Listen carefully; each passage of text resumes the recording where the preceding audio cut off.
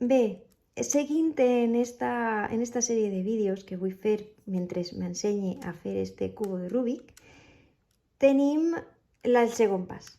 El primer pas, que podeu veure en l'altre vídeo que tinc al meu canal, és el de fer una creu. Val? Per a continuar en esta capa del cub, anem a fer el segon pas, que serà fer els cantons, val? Els cantons d'esta cara.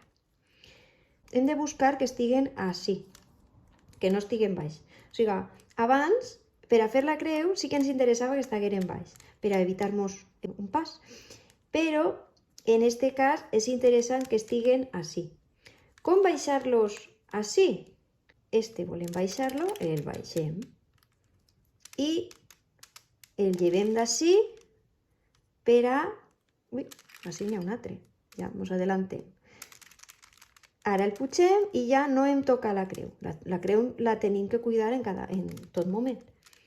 Per tant, ja tenim esta així baix. I mireu, esta també la tenim així baix. A veure si continua baix.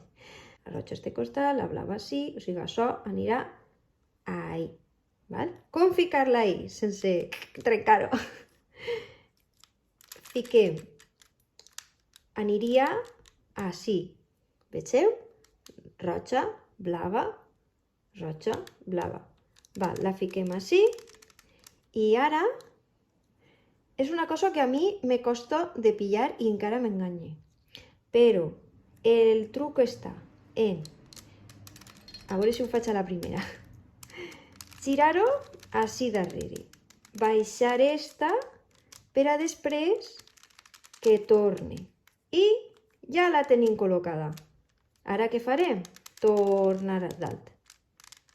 I ja tenim esta col·locada.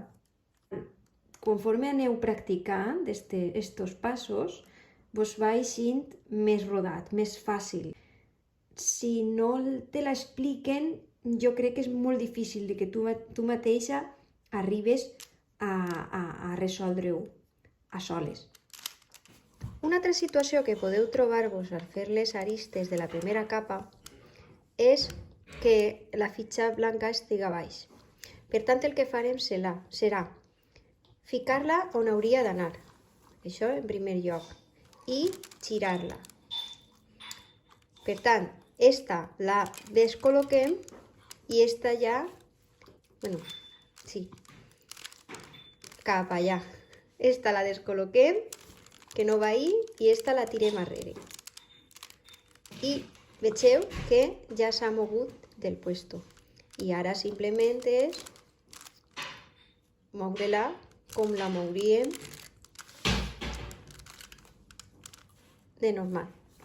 Què ens falta? Esta. Esta tindria que ser roja i verda. Anem a buscar la roja i verda. Mireu, així la tenim.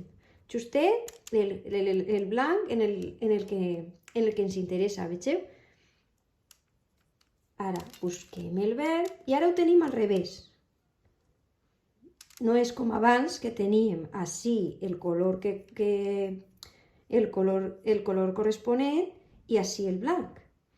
Ara ho tenim al revés. Per tant, en comptes de girar cap allà, girem cap així i baixem este. És com en espill. I ja està.